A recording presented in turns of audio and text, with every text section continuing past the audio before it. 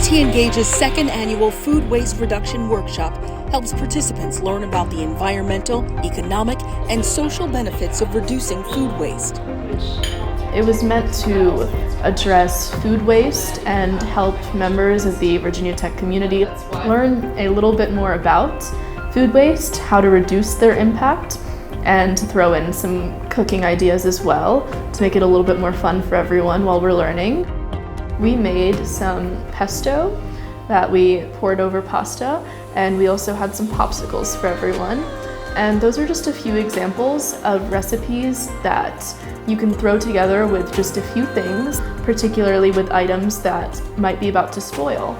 With popsicles, you've got berries or other fruit that's maybe looking a little soft and bruised. So if you throw those into a blender with some yogurt and sweetener, that's a popsicle.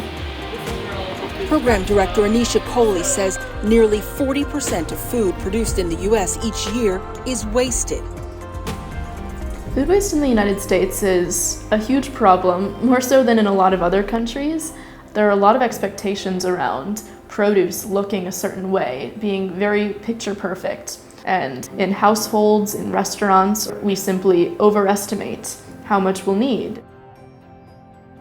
Anisha says it's important to be an intentional consumer, to know where the food you're buying is coming from, and to understand food doesn't need to be perfect to get to our plates.